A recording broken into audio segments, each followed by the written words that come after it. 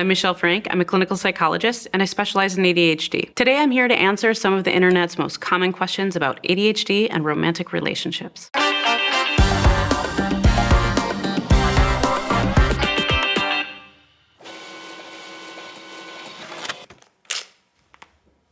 What are unexpected ways ADHD affects relationships? I'd say the key word here is unexpected. Most people know that ADHD impacts our daily lives in ways that can throw off the balance of labor or division of responsibilities and tasks. What most people don't think of when they're thinking about how it's going to show up in my relationship is the way that ADHD can make it feel vulnerable or tricky to get close to people, to be seen and known fully. So that can make it hard to bring up our challenges or receive feedback from our partner about what might not be going so well. People with ADHD feel things really intensely and strongly. When things go bad, we feel really bad. That can also be hard to navigate with a partner.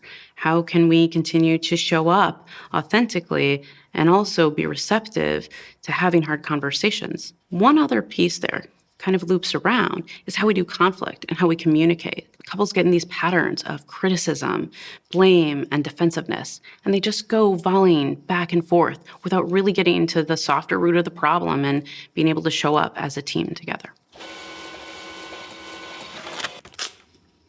What is ADHD spouse burnout? ADHD spouse burnout is when one partner's ADHD is not well managed and the other partner ends up taking on way too much. Their ship starts taking on water and they just cannot keep up. They get really exhausted with both the tangible and the invisible labor of trying to carry the load of both people. On the flip side though, and most people don't think about this part, I'd say an ADHD partner can also experience this, where they feel like no matter what I do, I can't make you happy. I can't live up to neurotypical ideals. I'm always going to do it differently, and what if that's not good enough? Someone with ADHD might be trying so hard to stay organized, stay on top of things, use all the reminder apps, remember everything, and feel like it's still not good enough. And over time, they too feel really exhausted.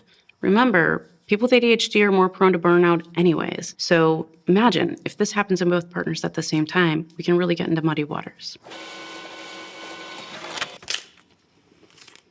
How to deal when both partners have ADHD. This actually happens more than most people realize. Birds of a feather flock together, right? ADHD is heterogeneous. So what that means is it looks different for every person. It's really on a continuum. Two people in a relationship with ADHD might have very different experiences of it. Now, there's some pros to being in a relationship where both people have ADHD. You kind of just get each other. There's this unspoken understanding and compassion that can really go a long way and help people feel accepted. The problem is when both partners struggle in exactly the same way at a really bad time. What it looks like to work with that differently is to really lay out very honestly where your strengths and challenges are, where they line up, where they supplement or complement each other, and where maybe you struggle in the same area.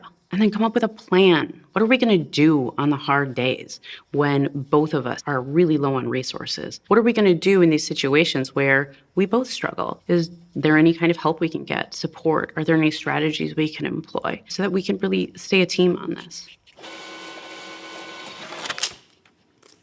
Do you have any advice for non-ADHD partners? Yes, I do. First, I want to validate your experience as a non-ADHD partner. It can feel exhausting, lonely, and confusing at times. That's a common experience, and I want you to know you're not crazy for feeling that way. Secondly, I want you to know that learning about ADHD can help. So I'm really glad you're here, and Understood has some phenomenal resources to help you guys figure this out together and learn more. The third thing is learning what is happening between you two and for your partner when you get in these ADHD moments. Learning how to give your feedback or ask for change in a way that is curious and soft, but also holds on to your own needs and boundaries. Take some time to get to know what those things are, and then communicate them as directly and lovingly as you can to your partner. If you're still struggling, maybe do some self-reflection, talk with a trusted support system, or maybe even explore individual or couples therapy to get to know why you're feeling so stuck in these roles of overfunctioning and underfunctioning. Keep in mind, every relationship is so different, and there's more that goes into it than ADHD, right? Take some time to figure that out with one another. Make sure you stay a team looking out at the problem together and not pointing the finger back and forth. Oh, and by the way, we have a lot more content like this on our channel, so be sure to check it out. We've got great info on ADHD, dyslexia, amazing podcasts, and so much more. What is ADHD love bombing?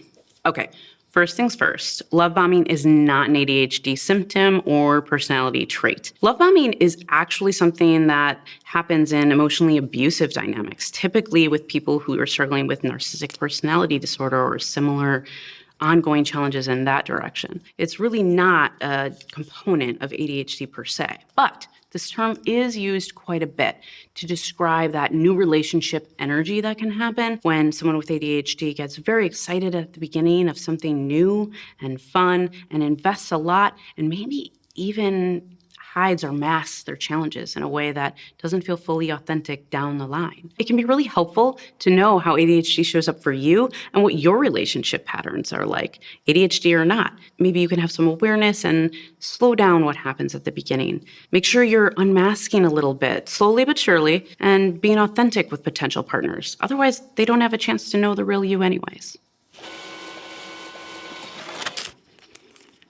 Intimacy tips for people with ADHD. Okay, so how much time do you have? This is like a 5-day webinar. I'm going to give you the most important 2 things. First one is this: comfortability, being able to be yourself and communicate calmly, kindly, and openly with your partner lays the groundwork for intimacy in any relationship, ADHD or not. And research supports this. In fact, what we know is that when ADHD is well managed, both emotional intimacy and physical intimacy improve in couples. Work on ADHD and work on any barriers you have to being authentic and close with your partner. How to talk about ADHD with your partner. Honestly and kindly, like you would want to talk to them about anything else. Resources can help. Maybe there's a podcast snippet or part of a book that really speaks to you.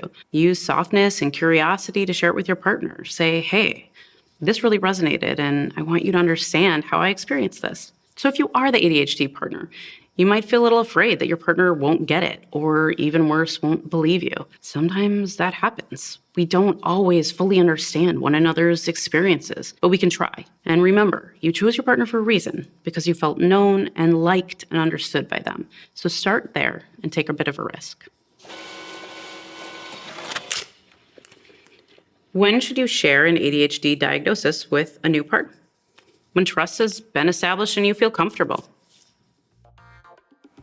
Hey, thanks so much for watching. If you found this helpful, we actually have a lot more content like this on our channel, so make sure to subscribe. By doing so, you can help our mission at Understood, which is to make sure that the 70 million people with learning and thinking differences like ADHD and dyslexia can thrive.